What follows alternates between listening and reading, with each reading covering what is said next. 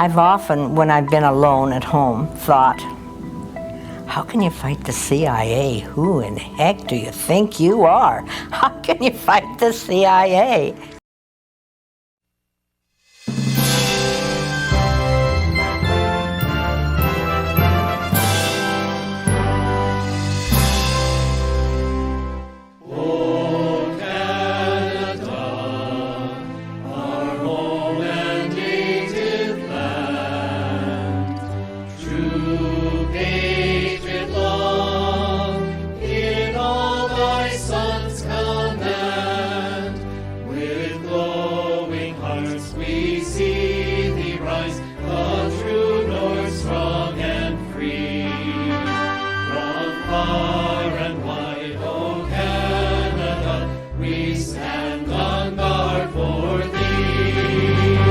זעקת, השכמה.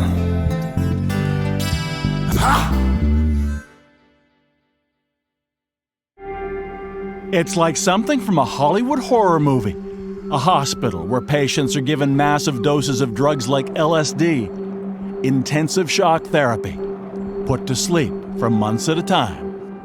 I was reduced to a baby and wearing diapers and being fed and, you know, I can't imagine it. I don't remember that, thank goodness, because it would haunt me in my dreams.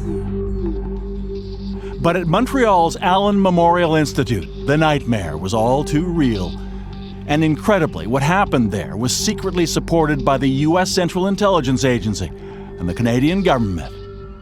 It just doesn't make sense that you can take a mother away from her children and ruin her life and that other people won't be affected too. I'm Bob McEwen. On this Fifth Estate, we investigate what the Government of Canada kept hidden for decades and what they're still trying to hide.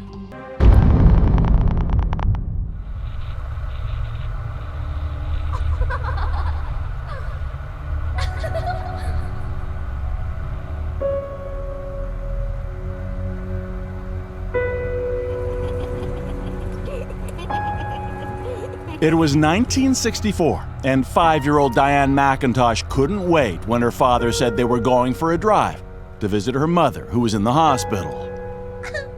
My dad used to let me sit on his knee and steer the car, and so that was play.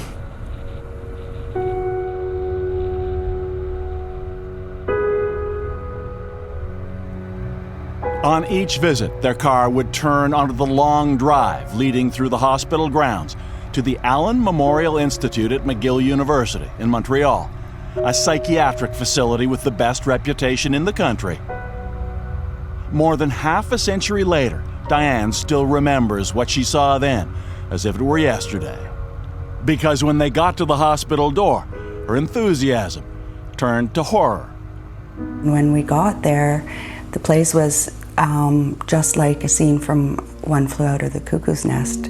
There were people banging their heads on the walls and droning, and my mother was sitting there completely drugged up. And even as a child, I knew that she wasn't right. What they didn't know at the time was that her mother, Ellen McIntosh, and hundreds of others like her were unwitting guinea pigs in brutal psychiatric experiments that took place at the Allen Institute under the code name MK Ultra. Massive drug regimens, enforced prolonged sleep, intensive electroshock, largely funded by the Canadian government and the American CIA.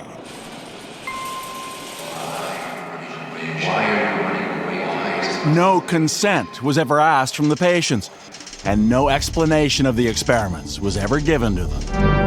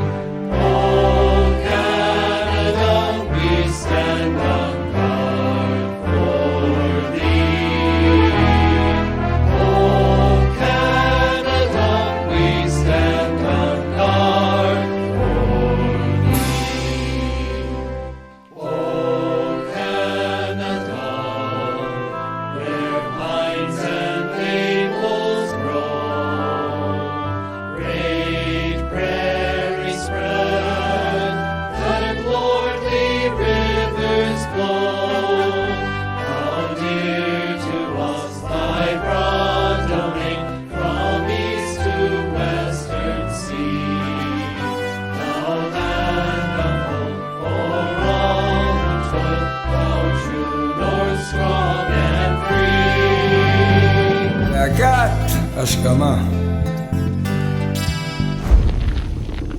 The MK Ultra brainwashing project got its start in the early days of the Cold War, when some Canadian and American soldiers returning from the conflict in Korea expressed sympathy for their communist enemies. At a time of paranoia about the so-called Red Menace, the Americans believed the Soviets and Chinese might well have devised an effective brainwashing method, and the CIA was determined to crack it, as ex-CIA officer John Gittinger told the Fifth Estate in 1980. So we were charged with rather an elaborate attempt to try to find out chemical, psychological, any kind of means that people could use to influence the behavior of the people. But the CIA knew it could be politically difficult to fund brainwashing directly, so it set up a front company to do it, euphemistically called the Society for the Investigation of Human Ecology. These are the days and hours are the occasion. And they found a prominent scholar doing related research in Montreal, the renowned psychiatrist Dr. Ewan Cameron, co-founder of the World Psychiatric Association. Those who worked with Cameron called him domineering, and more. He was an authoritarian, ruthless, power-hungry, nervous, tense, angry man. Not very nice. And it is his mind, no less, which may destroy mankind. Over the years, in addition to CIA funding, Dr. Cameron received Canadian government research grants worth well over $4 million today for experiments on what was called psychic driving and depatterning, attempts to erase negative memories from the human mind and replace them with new, positive ones.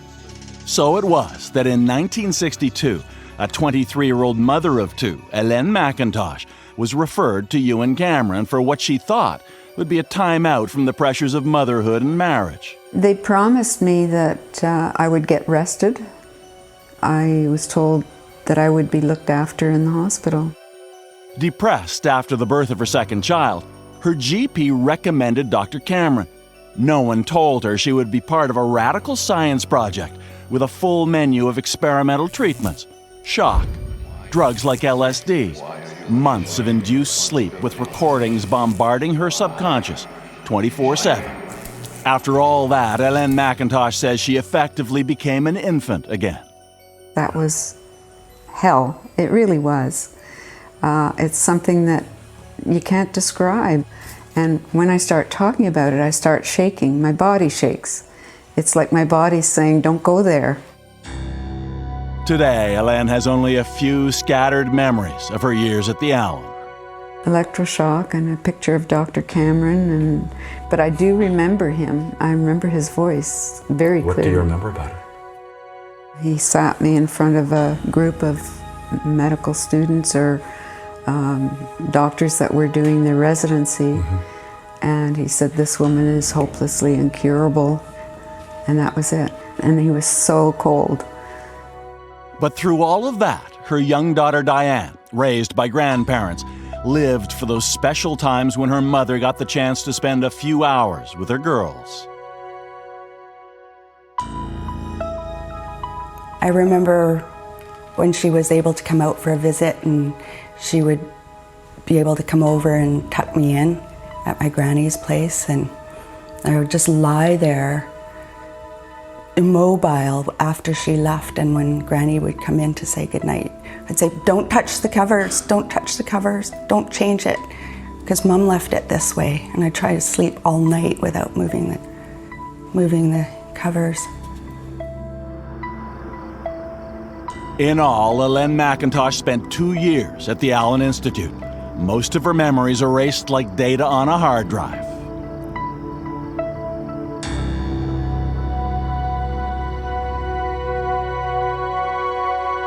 That's you. Yeah. Look how dark my hair is. I don't think that's... Today, at home in British Columbia, much of the McIntosh family album is a mystery to Hélène. Now it's Diane who must guide her mom through the images of the past she no longer remembers.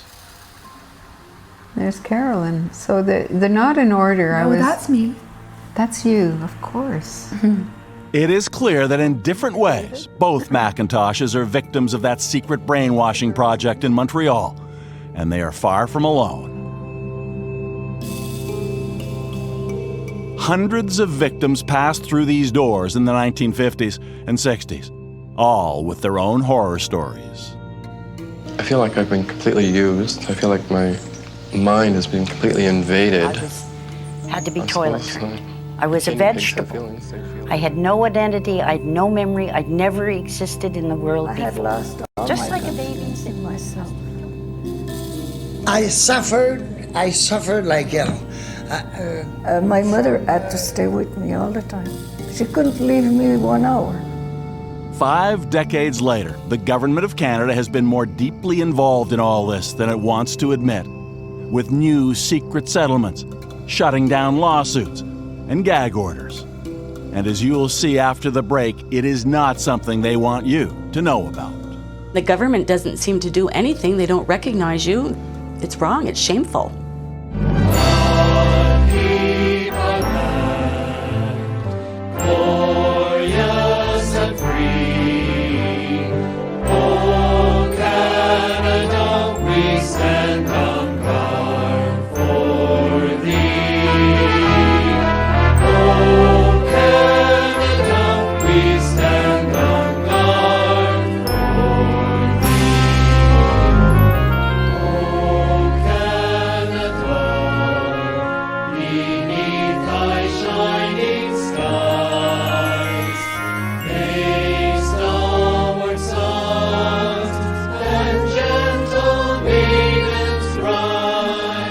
זעקת, השכמה.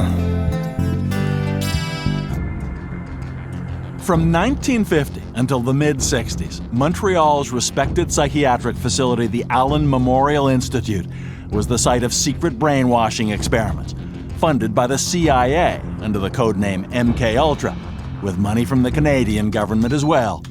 The program would quietly be shut down in 1965. But the truth about what happened there would be protected for another decade and a half longer. Then, in 1980, we were among the first to tell Canadians about it. The Fifth Estate. I'm Adrienne Clarkson. Tonight we report on a secret CIA research project carried out in Montreal in which mental patients felt they were used as the CIA's guinea pigs. They kept you asleep for 23 days. And while I was asleep, they were shocking the heck out of me with electric shocks. And the Fifth Estate stayed on the story for years to come. From then to now, many of the key questions have remained the same. The Fifth Estate. So why was Ottawa so ambiguous when it came to helping some Canadian citizens get compensation from Washington for what they endured in a program that was inspired mostly by American Cold War fears? Well, the answer was simple. The government of Canada was even more deeply involved in the Allen Memorial experiments than the Americans. Get away! Get off!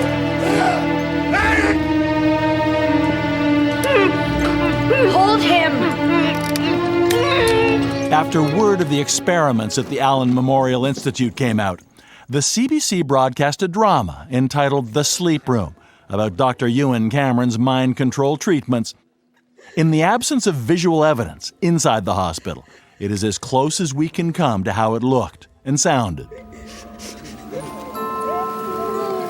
Natalie?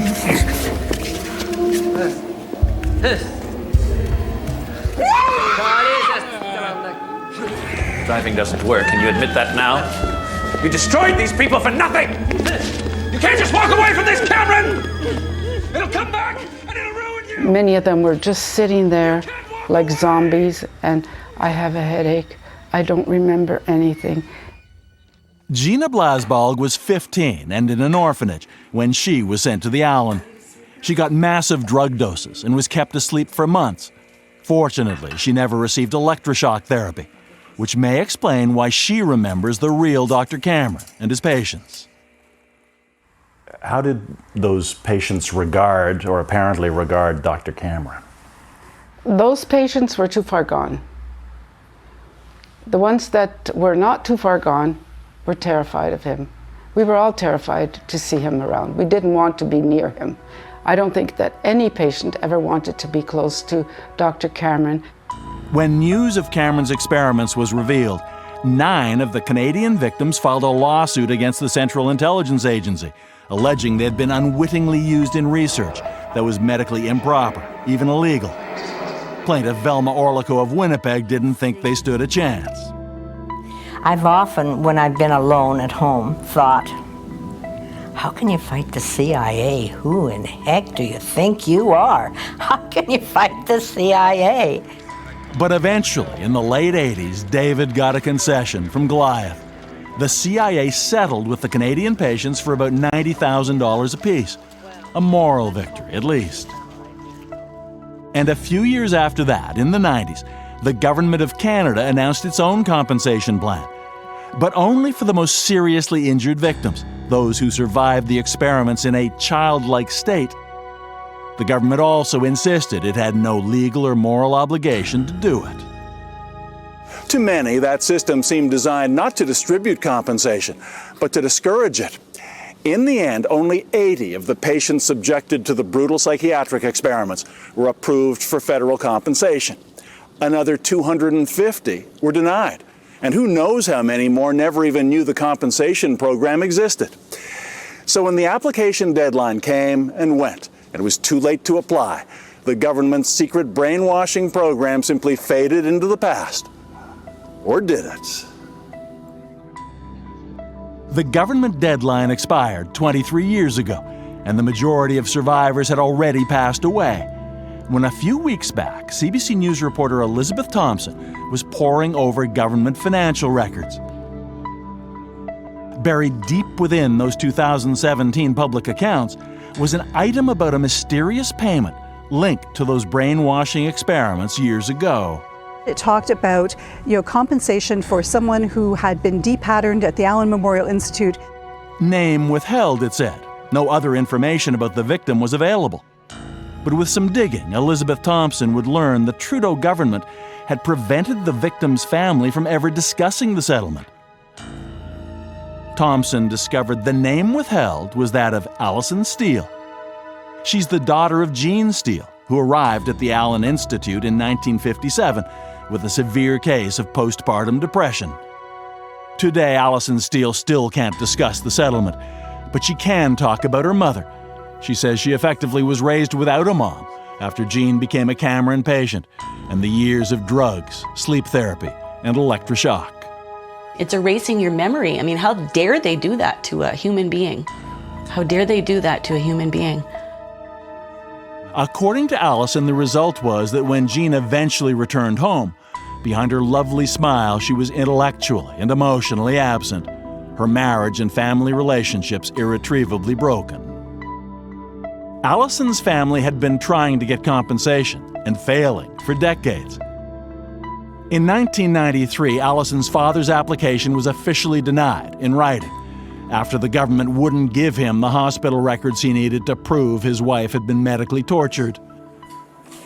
To keep me steadfast through the years, from east to western sea, our only beloved native land, our true north, strong and free. God keep our land glorious and free. Oh, Canada, we stand on guard for thee. Oh, Canada, we stand on guard for thee. זעקת, השכמה. I have a big thick file of all his handwritten letters back and forth to the government, stating all of the treatments that, all of the things that had happened to her, but we didn't have the main file. And then the years went by. First, Alison's mother Jean died. And her father passed away at 93, his quest to have the federal government do what's right for victims like Jean still unfulfilled. But 2 years ago, a breakthrough. Allison made an official request for her mother's full medical file under the Access to Information Act. And this time, incredibly, a package arrived in the mail.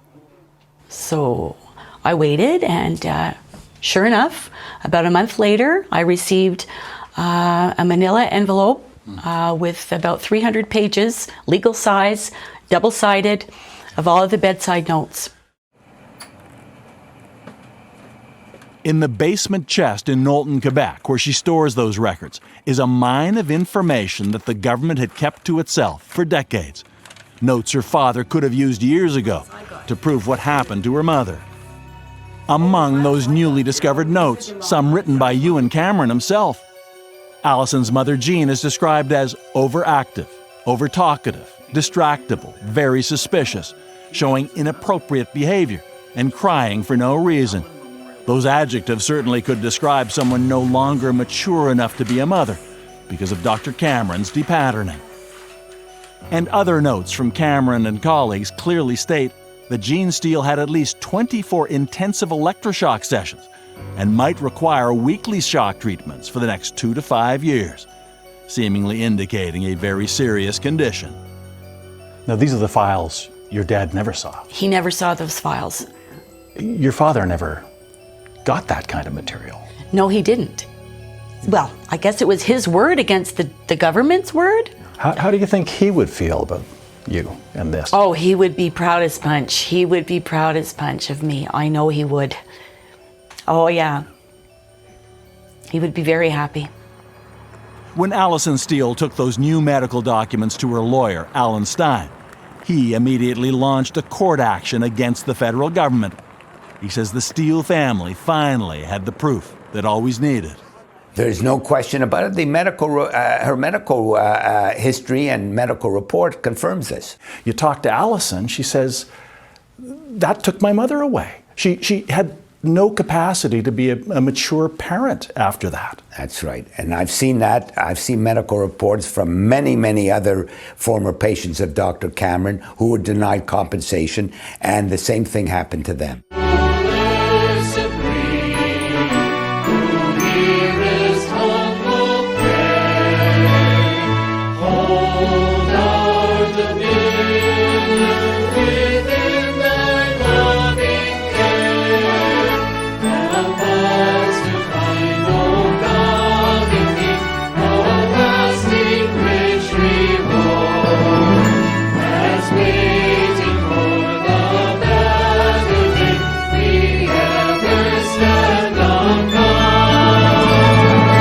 זעקת, השכמה.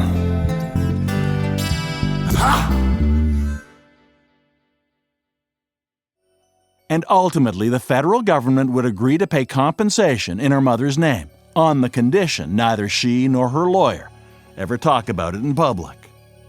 What does that tell us about the mindset of the current government, that this should be something they insist upon? Because they don't want more applications. They don't want to have to deal with more applications. If this went to court, it would have more publicity and more applications would be forthcoming. Now, in accepting your settlement, you were required to have a non-disclosure agreement. Correct. You couldn't talk about the settlement itself. No. Let me ask you about what that represents. Is that not apparently a way for the government to limit the number of people who learn about this, who might be entitled to something like this themselves? Well, it seems to be something because... Why else would they do it? Why they're still covering it up? Why are they still covering it up? Maybe they won't if they hear about this. You know, maybe they will try to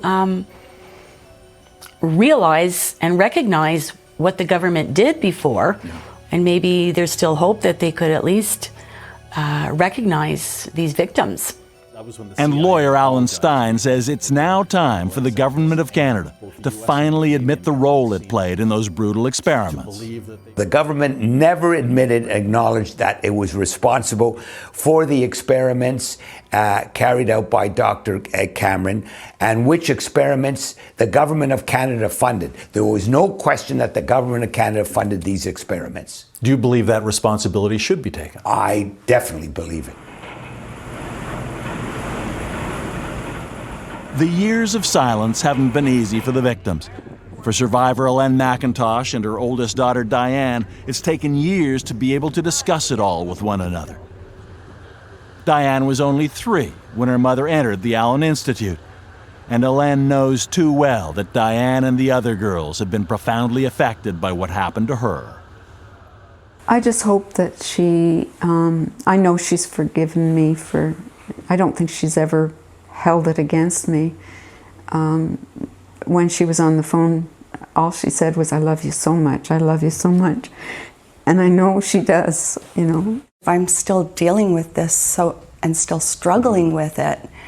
There have been negative ramifications in my life and that have prevented me from being happy and from being productive at many times.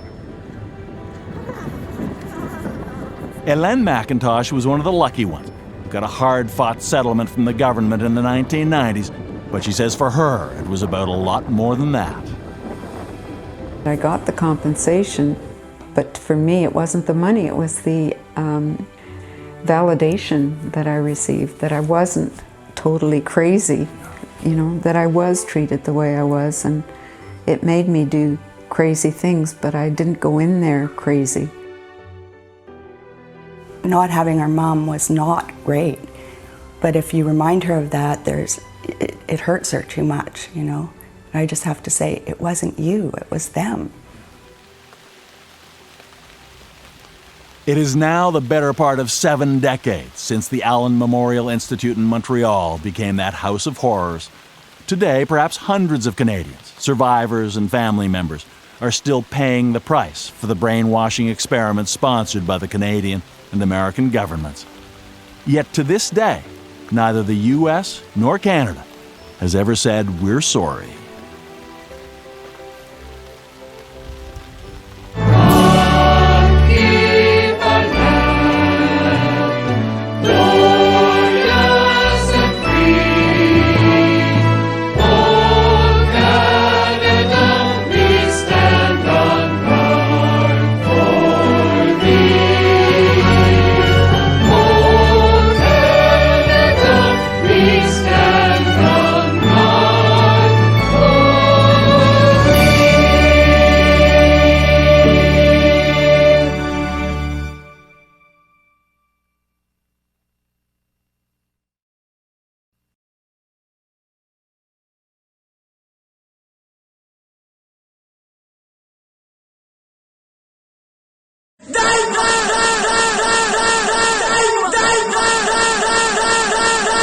זעקת, השכמה.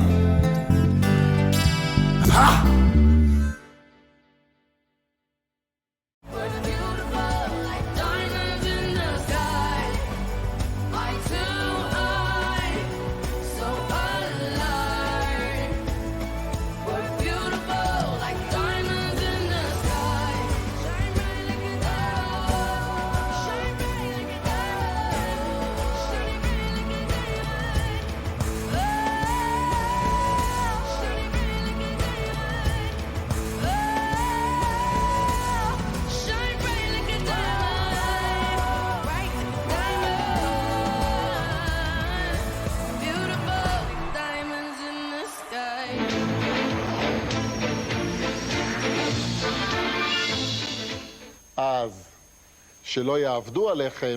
אנחנו? שמעת על המאפיה? זה אנחנו. איך קוראים לך? נעים מאוד, ששון המחסל. מחסל? הבהלת אותי.